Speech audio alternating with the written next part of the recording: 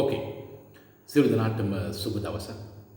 ඉංග්‍රීසි කතා පුහුණුව මාස 5න් පාඨමාලාව තුළ මා ශාන් කොඩිතුවක්කු. ඉතින් අපේ පාඨමාලාව තුළ පළවෙනි පාඩමෙන් accent verbs වල positive commands, දෙවන පාඩමෙන් accent verbs වල negative commands, තුන්වන පාඩමෙන් be verbs වල positive commands අපි දැන් ඉදිරිපත් කරන්න සූදානම් වන්නේ හතරවන පාඩම ඒ තුලින් be verbs සමග negative commands නිර්මාණය කිරීම. ඉතින් ඔබට මතක ඇති accent verbs වල negative commands නිර්මාණය කිරීමේදී අපි භාවිත කළ පදයක් ඒ තමයි don't කියන පදය. ඒ හැදෙන්නේ do එකතු කිරීම not සමානයි don't. ඉතින් don't කියන පදය අපි මුලට රැගෙන ඊට පසු BEV කියන be verbs වල මූලික ස්වරූපයත් ඉන්පසුව ඔබට කැමති පරිදි noun එකක් එහෙම නැත්නම් adjective එකක් භාවිත කිරීමෙන් අපේ මේ be verbs සමග negative commands නිර්මාණය කිරීමේ හැකියාව තියෙනවා. ඉතින් අපි සිංහල භාෂාවේ ඔබට යම් අවස්ථාවකට අදාළව ඔබට ඇසෙන්නට සිදුව ඇති මෙවැනි ප්‍රකාශනයන් අපි බලමු. මෝඩ වෙන්න එපා, ලැජ්ජ වෙන්න එපා, කාරුණික වෙන්න එපා, කෑදර වෙන්න එපා, හදවත් නැත්තෙක් වෙන්න එපා, තක් කෙනෙක් වෙන්න එපා, අවංකකමක් නැති දේශපාලනයෙක් වෙන්න එපා. ඒ වගේ අදහස් ඔබට ඇසී ඇති.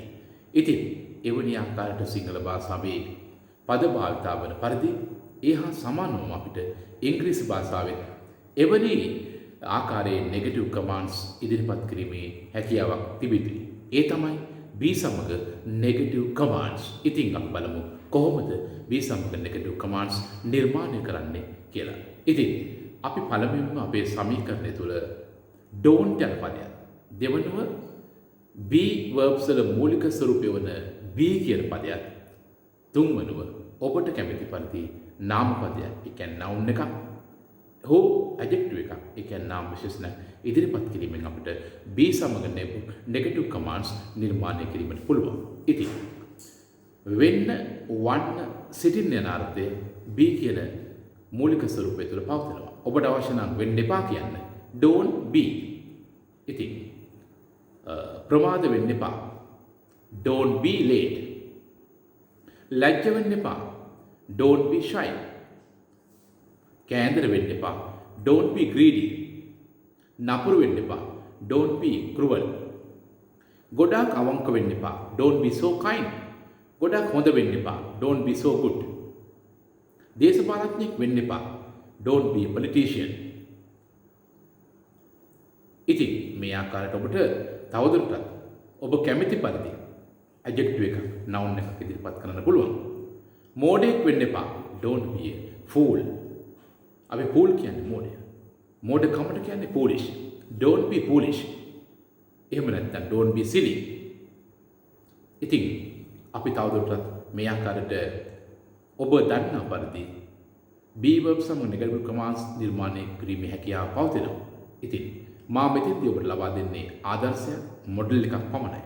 ඔබ කළ යුත්තේ තව තවත් වචන, nouns, adjectives එකතු කිරීමෙන් be කියන මූලික ස්වරූපයේ ක්‍රියාපදය සමග තව තවත් ප්‍රැක්ටිස් කිරීම. ඉතින් එවිට ඔබ භාෂාව පිළිබඳව තව තවත් දේවල් හොයන්න වෙනවා. එවිට ඉදිරිපත් කරන්න වෙනවා, භාවිතා කරන්න වෙනවා. ඒ නිසා ඔබ විසින් අපි මේ අද දවසේ පැහැදිලි කරපු be සමග simple commands තව තවත් භාවිතා කිරීමට සිදුවන්න වෙනවා. ඉතින් ඔබ වෙත මා මේ වලට වීඩියෝස් 4ක් මගින් ඉදිරිපත් කර ඇති සරල පාඩම්. එය සරල වගේ ඔබ වෙත දැනුවත් ඒ නිතරම භාවිතා කරන්න. එවිට මා පළවෙනි පාඩමේදී කිව් පරිදි ඉංග්‍රීසි භාෂාව කියන්නේ මහා සාගරයක්. ඉතින් මේ be verbs අනාගතයේදී ඒ මහා සාගරේ ලස්සන සඳක් විදියට ඔබ වෙත පායා සිටීවි. ඒ නිසා ඊතරම්ම be verbs ඒ වගේම ඒවායේ positive commands, negative commands, ඒ වගේම be verbs වල අතීතයේදී past tense එකේදී වර්තමානයේදී present tense එකේදී අනාගතයේදී future tense එකේදී පවතිනා වූ උපක්‍රියාපද තවදුරටත් අපි සාකච්ඡාවට ලක් කරනවා. ඒ නිසා මේ සරල දෙයක් වශයෙන් ඔබට වැටහුණා. එය සරලයි සිතින්නේ නැතුව ඔබ විසින් මේ නැවත නැවත භාවිතා කිරීමෙන් මේ ඔබට පහසු දෙයක් බවට පත් කරගත යුතුයි. එවිට භාෂාවේ ගැඹුරු ස්ථාන අපට සරලව තේරුම් ගැනීමට හැකියාව ලැබෙනවා.